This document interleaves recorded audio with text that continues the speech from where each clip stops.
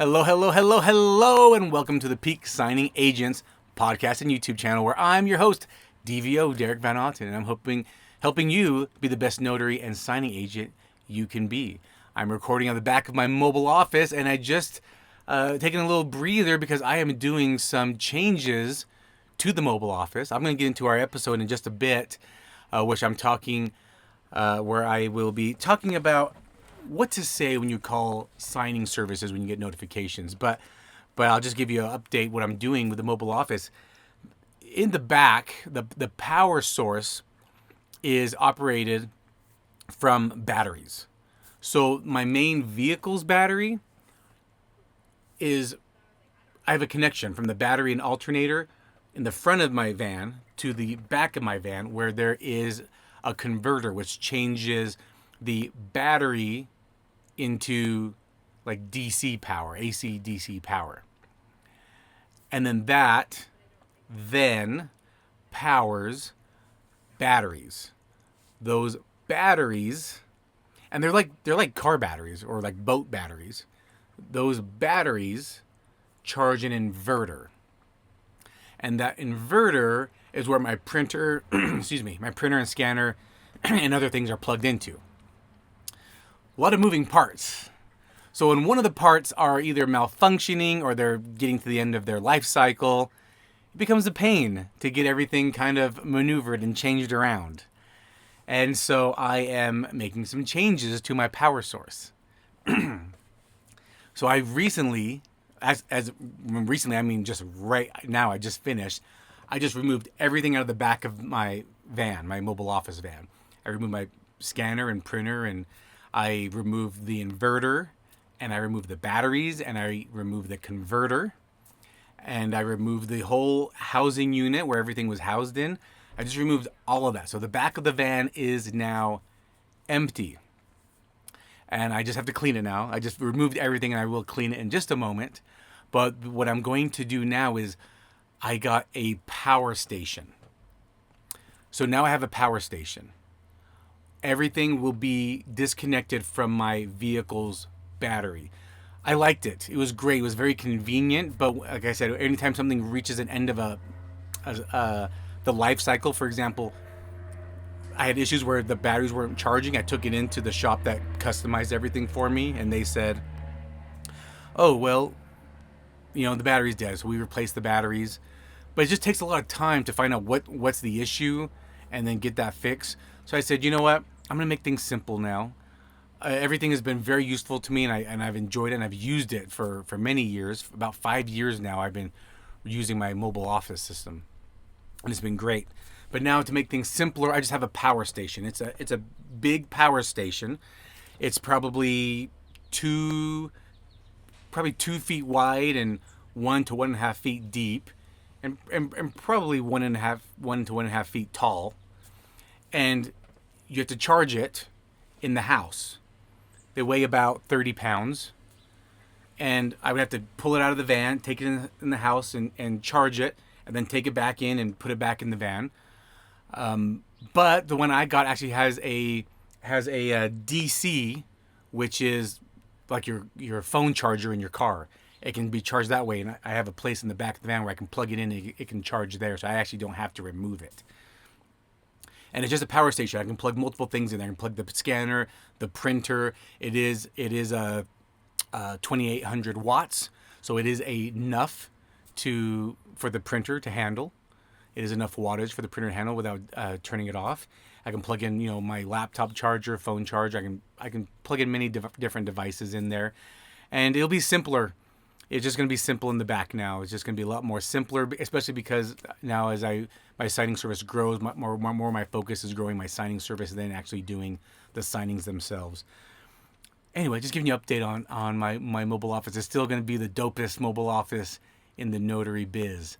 So I'm excited to make things a little more simpler and lighter in the back. Anyway, on this episode, let's talk about it. Let's get into it, and that is what to say when calling a signing service. I know I've talked about this before, but when you get a notification from a signing service, one of the things I think is important to do is actually call them. It's very rare, and I've had signing service owner friends come on here and mention this. It's very rare when a notary calls and says, "Hey, I just got this notification. Have you assigned it? I would love it. I would like the job if you haven't assigned it yet." I was recently had a meetup with my local notaries, and I was telling them something that will stand out is you even just replying. I'll go to an area where there's a ton of notaries in my signing service platform, and I'll text maybe 30 notaries, and hardly anyone even responds. Even to say no, they're not available. Hardly anyone even responds. You might just get jobs just because you're the only one that responded. Respond to the notifications. And if you really want to step it up, call them, because their number is usually there, or their contact information is there. Call them up and say, "Hey, I just got this notification. I love the job." We love that. Usually when somebody calls us, and we're still going to look at their profile to make sure their profile is good, not too many complaints. But usually my signing service, if I've sent the notification, that means I probably did want you to do the job anyway. And so you calling might get you the job. That will really put you above, because that tells me too that you're willing to do what it takes to get the job done properly. Like you're eager to do the job, and you want to do it right, so that I keep hiring you. And on this episode, I'm going to tell you what to say and what not to say, and why. What you should say is, "Hi, I just noticed I just got this notification. I just want to let you know, if you haven't assigned it yet, I would love to be the signing agent or the notary to do it for you. I'll make sure I do a really good job. I'll call them right away to confirm. I'll update you as soon as we're done. I'll let you know if we have any questions come up. And I'll make sure everything is done perfect. No missed signatures or dates or initials or stamps. It'll be done right when the client gets it back." I mean, this is music to my ears. You talk to me like that, you got the job. You know what I mean? That's what you want to say when you call. Let me tell you what not to do or what not to say, because this just happened. We put it out there. We sent it out to a few notaries. There was a lot of notaries in the area. We sent it to just a few because we kind of liked their profiles. We sent it to a few. And we waited a little bit. No one responded right away. And then we get a phone call. It was one of the notaries. And I call and I just say, "Hi, Peak Signing Notary Service. How can I help you?" And he says, "Hi, my name is the notary, and I just got this notification." And I said, "Oh, great." And I thought he's going to, kind of say sweet things in my ear to make me say, "You got the job." But he did not. Let me tell you what he said that made me get turned off by him calling.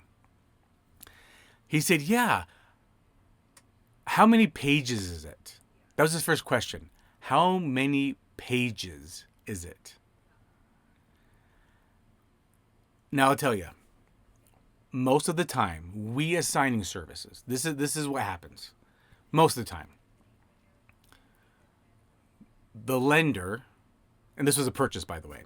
So the lender says, "Hey, title company, we've got a lender, or sorry, we've got a buyer in this area. We need to get it signed.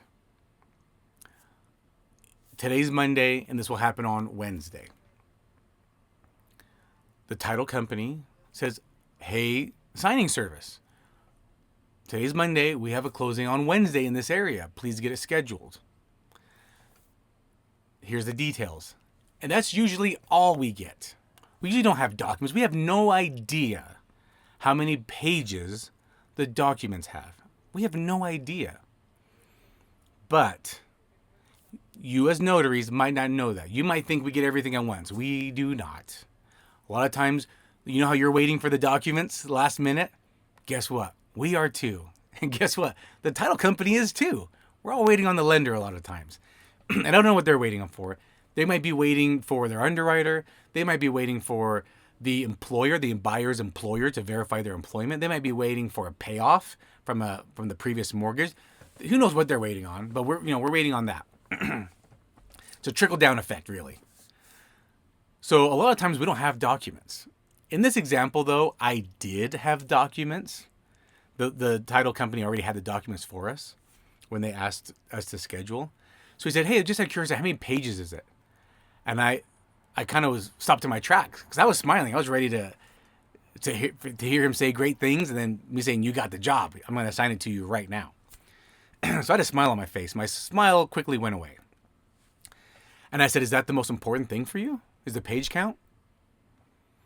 And he said, "No, but I just want to make sure I'm compensated properly."